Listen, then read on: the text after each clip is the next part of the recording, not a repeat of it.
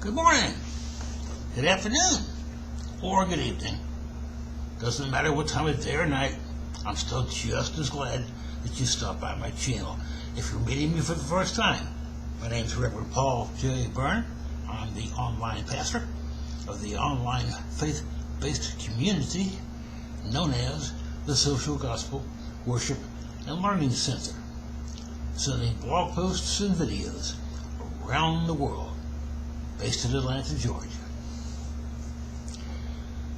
For today's message, or extra message, I should say, this is a supplemental to my usual blog posting. I decided to write something about what I did before I became a preacher. Well, I was in computers and IT for 21 years, and that is what this is about. This will be educational, and parts of it may even be a little entertaining. It's composed of a deep historical background of the computer business and how it got started. Now, to get started here, the year was 1988. And as I looked around me, I saw a need for some serious change in my professional life. I had spent the previous 6 years as a local truck driver and courier contractor for several different Atlanta-based companies. But I became bored with those jobs, so I searched for a fresh start for myself, realizing my need for a complete career change. After making a lot of phone calls, I chose learning computer and electronics repair as my new vocation. At this time, IBM's personal computers, together with a whole host of competitors, were in the early stages of development. I saw that as a means to get a fresh start in life, and so I took it.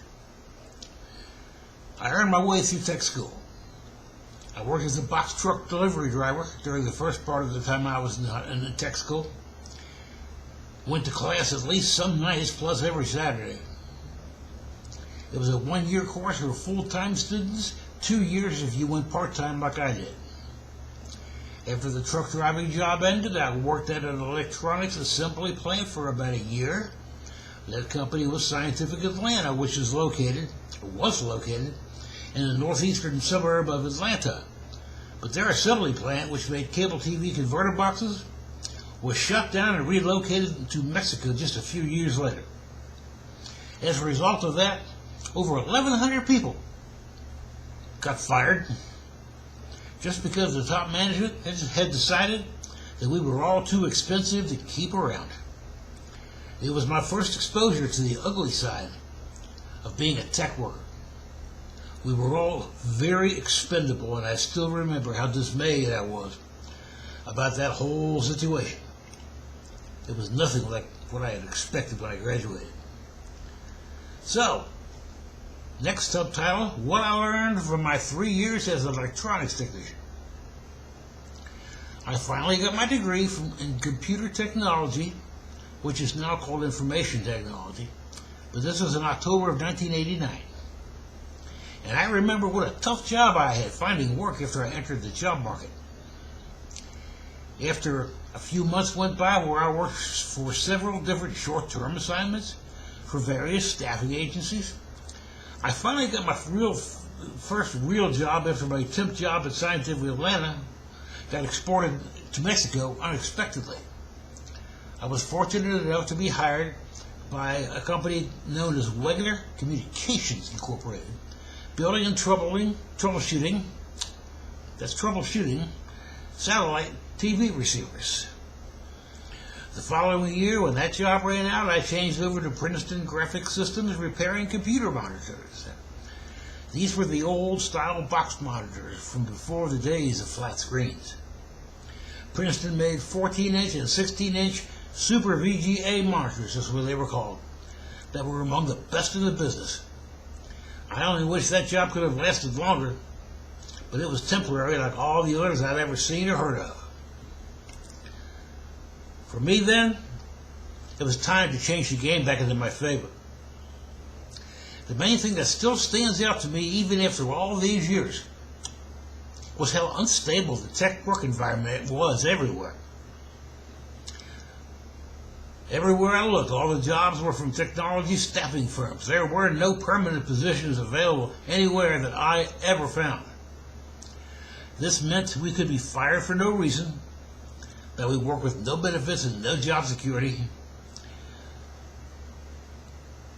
When I graduated only 2 years before from school, I thought the whole world was my oyster, mainly due to the greatly increasing prevalence of personal computers at that time. It looked as if my long-term job security would be guaranteed because I would never run out of computers to fix or to build or to sell. What I found instead was a job market where people were mere commodities instead of living, breathing human beings. By the time my 3rd year of being an electronics technician rolled around, I had another temp job, ended prematurely, and that was it for me. I had had enough. So, I had spent the previous 3 years working on a total of 7 different jobs, feeling like a human ping pong ball. So I decided to start a business instead. It was scraping together all the money that I had, which included funds from a lawsuit I had recently won, is how I managed to get things started. I had 2 cars, the classic cars that I liquidated for more startup capital. I spent that money buying as much inventory as my tiny little budget would allow. Then I rented a small 10 by 10 foot flea market booth, which was $250 per month. Now, this was in 1991. Immediately I began offering my services as an electronics technician, fixing anything electronic that could be fixed. I also sourced some kits to build electronic surveillance devices for end users. These were very small room and telephone surveillance devices. The room bug was about the size of a postage stamp and it was powered by a 9-volt battery. The telephone version used the 24 volts from the phone line to listen in on calls. This was several years before wireless phones became popular. Now, how to plant and grow a one-man business. Besides doing all the other things that I just told you about, I also began gradually offering computer repair services as my skills grew over time. Due to a lack of opportunity to serve as a technician employed by other companies, I ultimately had to hire myself. I stayed in that little flea market booth for 14 months before I saved enough money to rent my first storefront. It was very small. It was only about 700 square feet, but it was enough to nearly triple the size of my tiny little flea market space. I put in a whole lot of extra hours working in my shop, but that's what it takes to make a small business grow. You got to stay with it, no matter how difficult it seems. And I clearly remember putting in a lot of 70-hour work weeks. But I got into the computer business when the getting was good. There were a lot more parts that went into personal computers back then, so I'm only going to touch on them briefly. First, there were all the different main logic boards. These were printed circuit silicon boards that started out with upper and lower layers, but soon they mushroomed into much more intricate, multi-layered main circuit boards, sometimes called motherboards, by those who were in the computer trade back then. IBM was the father of the personal computer craze when it really took off, starting back in the early 1980s. Within just a few short years, everybody, myself included, was cloning Microsoft-compatible PCs. From 1991 until 1999, all I did was build and sell new and used computers and provide repair services for those who needed it. They were at least as popular in the 1990s as televisions were when TV took off back in the 1950s. Next, after main logic boards, let's talk about memory for half a minute. Then there was the topic of memory. Back in the early days of personal computing, motherboards started out with 128 kilobytes. That's not a typo or a mispronunciation. The 128K of memory. But they quickly advanced to 256K, and then 512, and then 640K of RAM, or random access memory. From there, computer memory went from 640K up to a megabyte, which was quickly followed by 4, and then 8, and then 16 megabyte configurations within a time span of just a couple of years. Next, microprocessors. Back in the early days of computing, the first generation microprocessors were the 8080 by Intel, followed by the 8086 and 8088 generations. Microsoft had their MC68000 series microprocessors for Apple and Mac computers back then. These were all known as 8-bit PC motherboards because they could only process data at a maximum of 8 bits at a time. Well, there's 4 bits in a byte. Hence the reference to kilobytes, which is 1,000 bytes. But by 1990 and later, the first 16-bit processors came along in the form of the 80286 and 80386 microprocessors, which were introduced less than a year apart. The 80386 came with an SX or DX configurations. The SXs were 16-bit, but the DX introduced the first true 32-bit processors, a giant leap from only a few years before. The 386 DXs were followed with the 486, and then the Pentium, first generation Pentium processors were introduced starting around 1996 and going up from there to where we are today.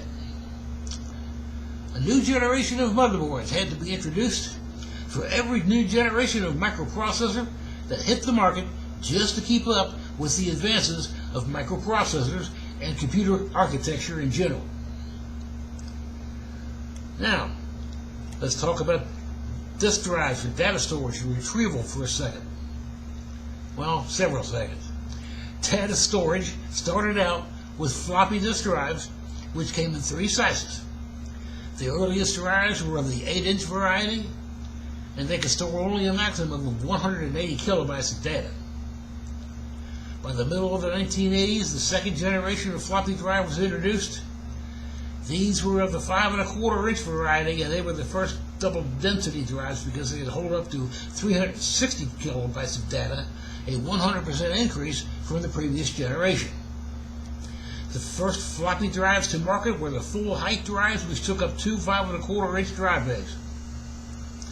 This was followed only a couple of years later by the half height drives, which took up only 1 drive bay, cutting the physical size of the drives in half. The next downsizing of floppy drives occurred when the first 3½ inch drives were introduced around 1992. This doubled the density again, this time up to 720 kilobytes of storage. Only thing was, the first high-density floppy drives came on the computing scene at about the same time. The 5¼ inch drives went from 360 kilobytes up to 1.2 megabytes, and the 3½ inch drives jumped from 720 kilobytes up to 1.44 megabytes. But that was the end of the road for floppy disk drives, because they were replaced by hard disk drives. Now, the first hard disk drives were configured in a similar fashion to the floppies. The very first ones that I can remember were of 5 megabytes capacity, and they were full height, 5¼ inch drives, like the second generation floppy drives that I described above. These were big and bulky drives that weighed about 10 pounds apiece. Within a year, drive capacity doubled to 10 megabytes, and then 20, like their predecessor. Hard disk drives from that period, from the late 1980s to the early 1990s, soon shrunk to half a height, 5¼ inch, cutting their weight and dimensions in half, and they shrunk still further when the first 3½ inch 40 megabyte IDE hard drives were introduced about 1993, which were greatly downsized to an average weight of only about 3 pounds. Soon after that, they exploded in storage capacity from 80 megabytes to 540 megabytes in the span of just about 2 years. From 540 megabytes capacity, hard drives grew, still more, with the first 750 megabyte drives around 1997, up to the first 1 gigabyte drives the following year, up until where we are today. So much for drives, storage, and memory. Now, let's touch briefly on controller cards and hard drives in different styles and speeds. Now, main logic boards from 25 or 30 years ago consisted of the main processor, RAM, and ROM, which stands for read-only memory, and what were known back then as expansion slots.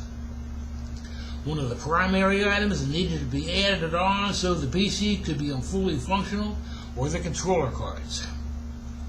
These were printed circuit cards that were only about 1/4 to 1/3 the size of the main logic board or motherboard. As the name implies, the primary purpose of the expansion cards was to regulate the data flow and data transmission speed, also called the throughput, between the hard drive and the processor. They used 2 cables, one for DC power, the other for data. The earliest hard drive controller cards used a data transmission protocol known as RLL interface. These controllers used 2 ribbon cables, one for incoming data, one for outgoing data, and then a 3rd cable for power. The data transmission speed was was measured at about 7½ megabits per second, also called the Mbps rate, or MIPS for short, which was hilariously slow by today's standards. The largest capacity RLL drives that I can remember topped out at about 30 megabytes of storage. Nearly all were huge by today's standards, taking up 2 5¼ inch storage bays to hold it, and weighing, as I said, an average of about 10 pounds. But then the 2nd, and the 3rd, and the 4th generation hard drives and controller cards came along. The next generation, the next controller protocol, were called MFM drives. It was at this point in the history of personal computing that hard drives began their first downsizing. Since MFM hard drives had 50% more storage capacity for the same drive and controller, and that's how the drives became physically smaller, in increments at first, but adding much more capacity as time went on. The 3rd generation hard drives and controllers were called Small Computer Special Interface, or by the acronym SCSI, occasionally called SCSI for short. These were the first 3½ inch drives that fit into the smaller drive bays. They were built into the newest computer cases of that time period. With the new SCSI drives, data transmission rate doubled within just a year or so. This occurred around the early to mid-1990s, but the following year, the first IDE hard drives hit the market. Now, speed and storage doubled again by 1996. By the end of the following year, the first 1 gigabyte capacity hard drives were introduced, and with them came the first 32-bit operating systems. MS-DOS was replaced with Windows 95, which is followed close behind by Windows 98 around the Christmas shopping season of 1997. As a result of all those things, computer speeds doubled, and then doubled again by the end of 1998 and continuing up until today. Now, so much for controller cards. Let's talk about interface cards and the evolution of motherboards. Besides the screen and the keyboard in personal computers from the early 1980s and the early 90s, computers needed to have the ability to connect with what were called peripheral devices. From the very start, around 1980 or so, there were I/O cards, which is input-output, which had 2 serial ports, 1 parallel port, and a game or joystick port. The serial ports were first-generation printers and computer networks. Serial in this case refers to the flow of data, which was transmitted in serial or single-file mode. These I/O cards were plugged into an expansion slot on each respective motherboard, and at first this was good for business. After all, the more parts the computer needed, the better it was for sales. This is what I experienced firsthand as the owner of a small computer store from 1991 to 1999. Now, the earlier versions of computer motherboards used separate expansion cards for the floppy drive and hard drive controllers. Other specialty cards, such as for tape backups, were an early version of computer backup and restore functions. That's not counting the I/O cards, which were basically for everything else you can think of. But by the late 1990s, all earlier versions were consolidated into a single main logic board. This happened because computers were gradually getting smaller and lighter with each passing year. By this time, the second generation laptop PCs had hit the market, miniaturizing computers a great deal smaller still. Now, let me explain here the basic differences between serial and parallel data transmission, like the cards we mentioned a minute ago. Unlike serial data transmission, parallel referred to a side-by-side data transmission, with the widest possible mode was 16 bits at a time, a huge improvement over the relatively sluggish serial printers. It was right about this time that a new network protocol now known as Ethernet came to be. Instead of 16 bits of data at a time, transmission rates leaped to 100 data bits, sometimes called 10/100 speeds, which were sent to what are known as blocks of data. Computer networking speeds continued to grow rapidly into the broadband and fiber optic networks that we have today. And that's come to the end of my years of self-employment. All good things, they say, must come to an end. Well, from 1988 until 2001, I had made a real good living being as a technician, and particularly as a small PC sales and repair shop owner for the 8 years I mentioned about. Before and again after that, I still did pretty good as a contractor electronics technician during the 1988 through 1990 period. But by the spring of 1991, I had saved up enough to open up my first storefront. When the lease ran out in 1995, I moved 4 miles down the road to a slightly bigger shop, which was about 1,000 square feet. That lasted until the summer of 1999, at which time the big computer companies like Dell, Compaq, back when they still existed, and Hewlett-Packard, and an alphabet soup of off-brand computers, started dumping computers into the retail PC market at or even below cost. This had the effect of starving the small operators like myself out of business. And so that's how it happened. But then, I found myself stopped by a health crisis of some serious proportions. And so from 1999 to 2001, I went back to work as a contract warranty service engineer. But it was right about that time when the dot-com bubble burst. Everybody, including myself, found themselves laid off. After a fruitless 14-month-long job search, I ended up changing vocations. I went back to being a contract delivery driver for a local courier company like I had done back in the 1980s.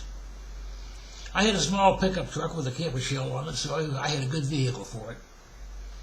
I stayed with that for about 4 years, but in the end I got tired of my vehicles wearing out before their time, because I had to drive an average of 60,000 miles a year to make a good living. But there was one other thing that stopped me in my tracks. 4 months after my 50th birthday, I had a stroke. This was no mini stroke either. This was the real deal. This forced me out of the courier business as I could no longer handle the large boxes of printed matter I was accustomed to carrying.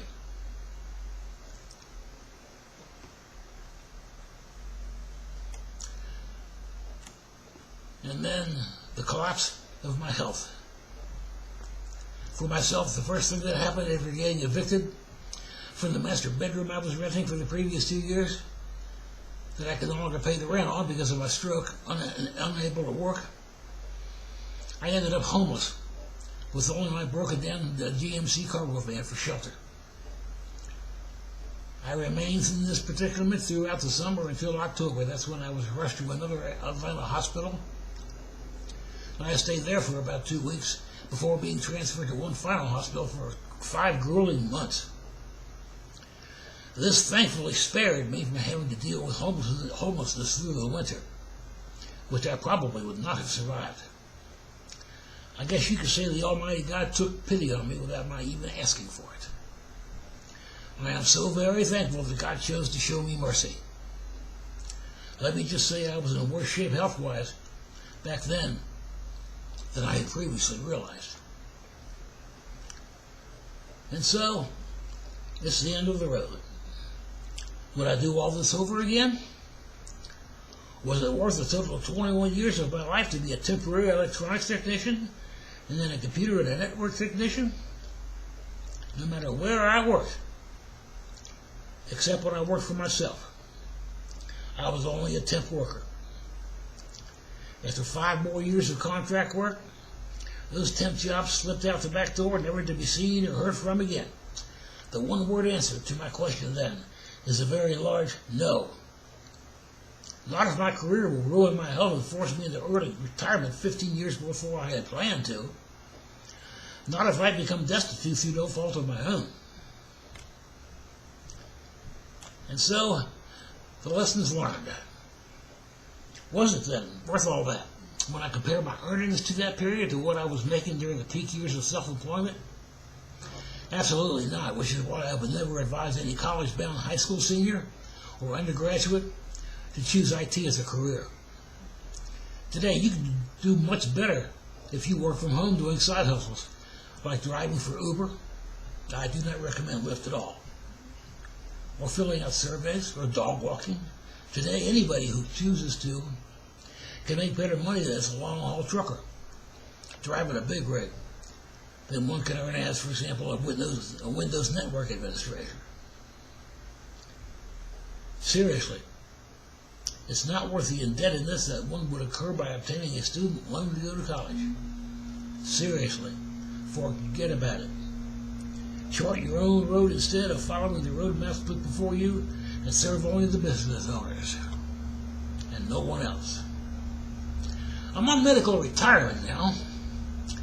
I have an apartment that I rent through the U.S. Department of Housing and Urban Development, otherwise known as HUD. My rent is prorated to no more than 30% of the going rate, and I no longer need a car due to easy access to public transit. I write articles like this one trying to make extra money. I have 8 Christian nonfiction books on Amazon at amazon.com/author/Rev Paul Bern, REVPAULBERN. And I'm an online Christian minister. Visit my blog on YouTube at Rev Paul J. Bern.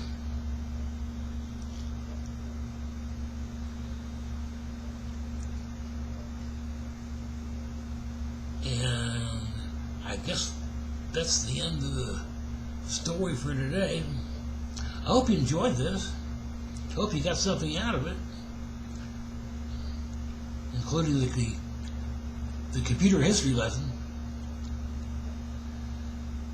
And as for yourselves, if you're in between careers right now, or if you're currently laid off, look into the possibility of going to work for yourself. That's going to be your best route. And so, I guess that's all for now. I want to thank each and every one of you for the privilege of your time. You're very much appreciated. Don't forget to give me a like and a share and a subscribe. I need those subscriptions. I'm trying to build a community here. I can't do this by myself. I need your help. And so everyone, having said nothing more to say, everyone be blessed. I said be blessed. In Jesus' mighty name.